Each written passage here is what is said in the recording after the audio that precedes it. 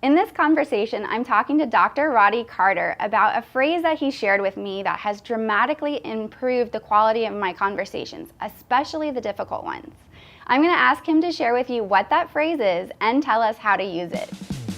Welcome to Happiness Adventure. I'm Lisa, and together we'll explore ways to cultivate real joy in our lives.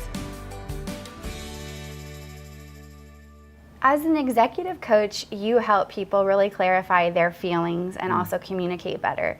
And one of the things that you taught me is to use the phrase part of me.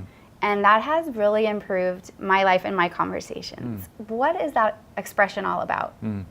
So Lisa, let me tell you where that came from. My background is sports science and I worked with Olympic athletes. And I was fascinated by the accounts of Olympic champions. When I asked people who'd won the Olympic marathon, as they ran into the stadium with a helicopter overhead and the crowds around them, the motorbike behind them protecting them from the throng, what they heard, they all reported unanimously, they heard absolutely nothing. Their life was silent inside that cacophony of noise. Compare that to your life and my life on an average day where our head is just full of noise and chaos and voices. And I was fascinated by this because here's somebody at their peak performance and the world is silent. And you and I who are struggling through life have this cacophony of noises. And the truth is that cacophony of noises are voices in our head. Not crazy, out of this world voices, but just the voices that have originated in our brain deep in our childhood and through our life. And it's those voices that are almost like parts of us that speak up and get in the way of my beautiful pure self as it engages with somebody else. So picture the situation where perhaps my beautiful daughter, who's a wonderful human being who I love dearly, comes home. But she comes home a little late at night and I'm angry with her, right? And I burst out and I say to her, I'm not happy with what you're doing. Right? And she looks at me and there her whole dad, who she loves and respects, says, you're bad. And that's not the truth. Because there's a part of me that's worrying about her. And there's a part of me that trusts her. And in that singular voice that says, I'm worried about you, you're doing something wrong, I'm misrepresenting the truth.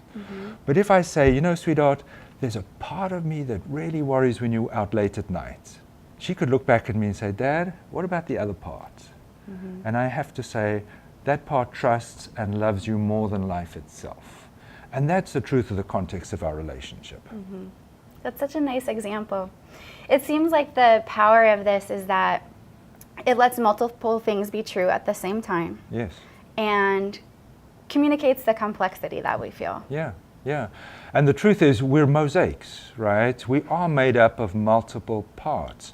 And as part of our protective neurobiology, my work with individuals is understanding those voices. And those voices protected us at some point. They did a great job of helping us survive difficult situations. But the problem is they linger. And if you get to that noisy head of ours compared to the silence of a high performer, it's those noisy voices that are getting in our own way, stopping us from performing at our peak. So we can use the expression part of me when communicating with someone else. Is there a way that that also helps us quiet the noise? Oh, for sure. One of my great examples is if I'm clumsy, if I'm in the kitchen and I open the refrigerator and the eggs fall out all over the floor, what's the first thing I say?